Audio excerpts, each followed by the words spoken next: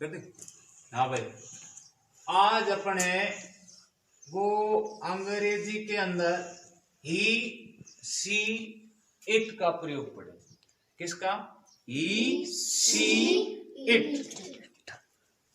ही क्या है, सी क्या है, इट क्या है, ठीक है, इनके बारे में देखेंगे। अब इनका मतलब क्या होता है वो देखना है कि इनका मतलब होता क्या है। जानते हैं हम सब, इन सब का मतलब जैसे ही है उसका मतलब वह, सी है उसका मतलब भी वह, इट है इसका मतलब यह। अब ही कब लगता है, सी कब लगता है और इट कब लगता है?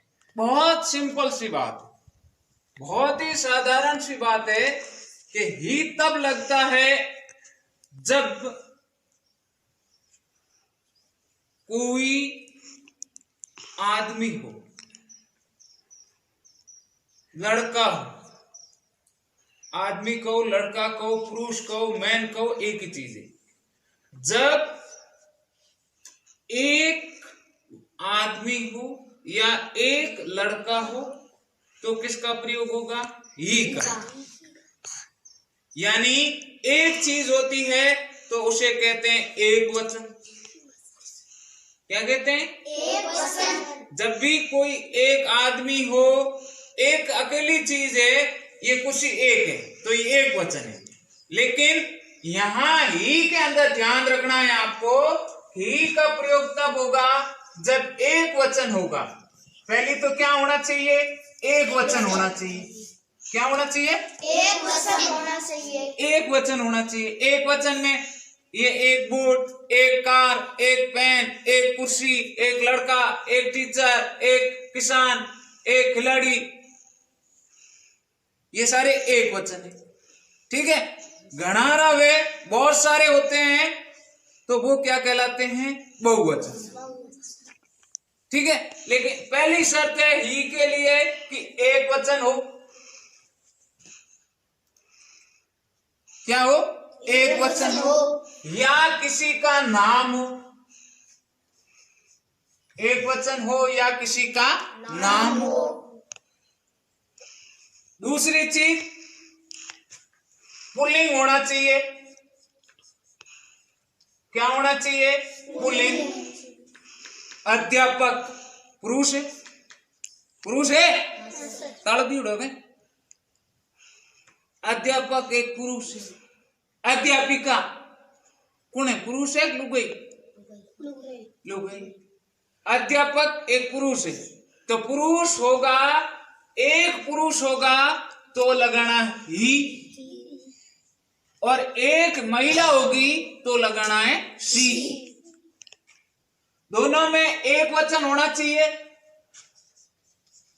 एक वचन स्त्रीलिंग है, स्त्रीलिंग है तो आएगा सी, और एक वचन पुल्लिंग है तो आएगा ही। मतलब एक अध्यापक, वह एक अध्यापक हैं। वाक्य में लिखा, मैंने लिखा वह एक अध्यापक हैं। अब देखो यहां अध्यापक, अध्यापक कौन? पुरुष है? इसीलिए इसके आगे ही आएगा, सी आएगा, ही आएगा तो ही लिखेंगे, ठीक है। तो जब भी पुरुष होगा तो क्या आएगा? ही। लेकिन एक होना चाहिए। मैं कह दूं वे अध्यापक हैं तो गणा होगा तो वहां ही नहीं आएगा। क्यों? क्योंकि वो बहुत सारे।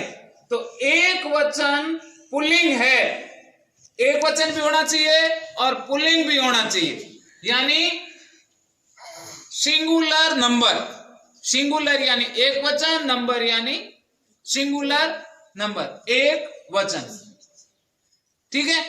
और पुल्लिंग होना चाहिए साथ में, ठीक है। सिंगुलर नंबर और पुल्लिंग, समझ में आ रही है? एक आदमी, वह अध्यापक है, वह छात्र है, वह खिलाड़ी है, ठीक है। तो ही लगाओ। और वह खिलाड़ी है। अब छोरी लड़की की तरफ इशारा करके कह रहा है वह खिलाड़ी है, सामने लड़की खिलाड़ी है, तो वहां क्या लगेंगे? ही लगेंगे, सी। अगर लड़का खिलाड़ी होगा तो ही, और लड़की खिलाड़ी होगी तो सी। ठीक है ना?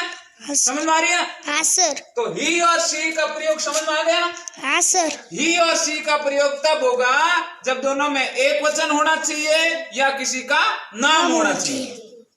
या तो एक वचन होना चाहिए और या किसी का नाम है। तो उनमें अगर और साथ में पुल्लिंग है तो ही लगाओ, स्त्रीलिंग है तो सी लगाओ। समझ में आ गई? हाँ सर। अपना तीसरा शब्द है इट। अब इट का प्रयोग कब होगा? जब कोई भी चीज, इसके बहुत सारे हैं आगे, लेकिन तुम इतना याद रख लो कि वैसे बच्चों के लिए भी कई जगह अपवाद रूप में होता है, बहुत सारी है, लेकिन आप इतना याद रखो निर्जीव चीज है, निर्जीव चीज है, तो उसके अंदर किसका प्रयोग होगा? इट का। देखो यह इट का मतलब होता है यह। इट का मतलब क्या होता है? यह। देखो जैसे मैं यहां लिखता हूं,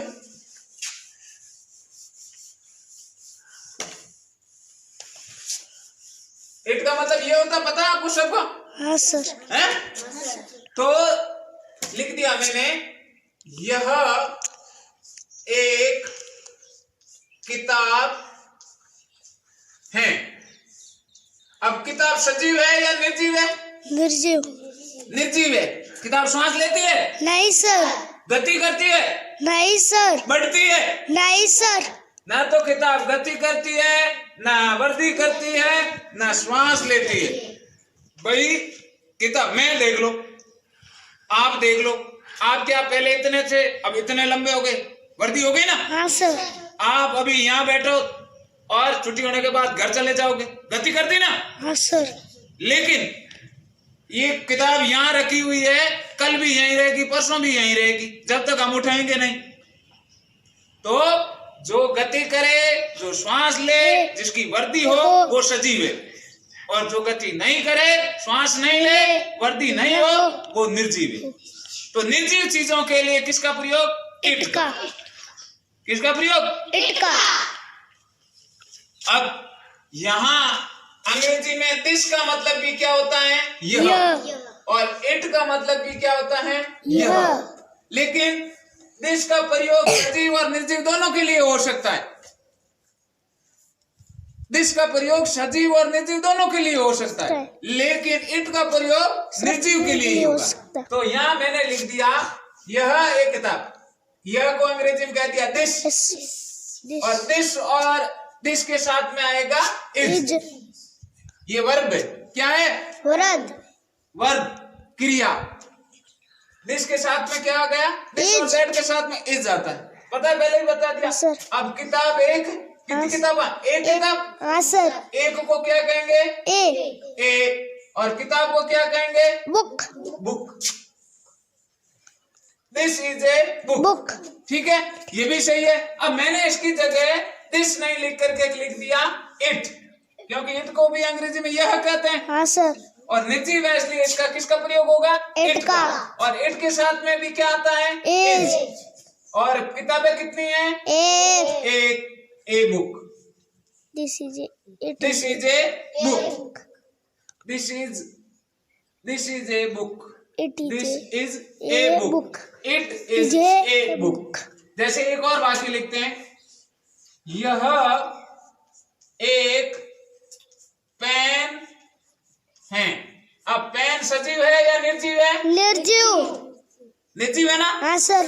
तो यह को अंग्रेजी में कह दिया, पहले दिस वाला लगा देते हैं, तो यह को क्या कहेंगे? दिस। और दिस के साथ में क्या आता है? इज। पेन कितने हैं? एक। तो ए पेन। अब पेन निर्जीव है, इसलिए हम किसका प्रयोग करेंगे? इट का। इट के साथ में क्या आता है? इज। पेन कितने हैं? एक। तो ए पेन। समझ आ रही है ना? हाँ सर। हैं? हाँ सर। एक और करते हैं, यह एक घड़ी है। यह एक घड़ी है, तो लिखेंगे दिस इज इज ए घड़ी में कहीं के वॉच वॉच WATCH। देखो यह को अंग्रेजी में कह दिया दिस और दिस के साथ में आ गया इज। घड़ियां कितनी है? एक है, इसलिए क्या आ गया? एक। और घड़ी को कह दिया वॉच, तो दिस इज ए वॉच। अब बताओ घड़ी सजीव है या निर्जीव? निर्जीव। और निर्जीव चीजों के लिए किसका प्रयोग होता है? इट का। इट का। इट के साथ में क्या आता है वर्ब में?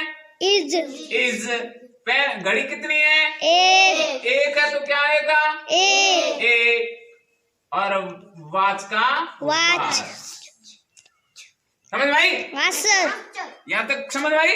हाँ, अब थोड़ा मैं बताना भूल गया, इससे एक और बता दूं। जैसे 4 चीजें याद रखना। एक चीज याद रखना, एक तो किसी का नाम है, किसी का नाम है। किसी का नाम हो, दिस हो, दैट हो, इज या ही हो, शी हो, इट हो। This, that, he, she. देखो this, that, he, she, it और नेम। राम, श्याम, सीता, गणेश, मुकेश। ठीक है, ये नाम हो गया ना? हाँ सर। तो किसी का भी नाम है। राम एक छात्र हैं। Ram is a student. देखो जैसे वाक्य लिख दिया, राम एक छात्र है। राम एक छात्र हैं। अब राम का राम हाँ सर। और राम के साथ में क्या आएगा? इज। ए स्टूडेंट हो गए ना?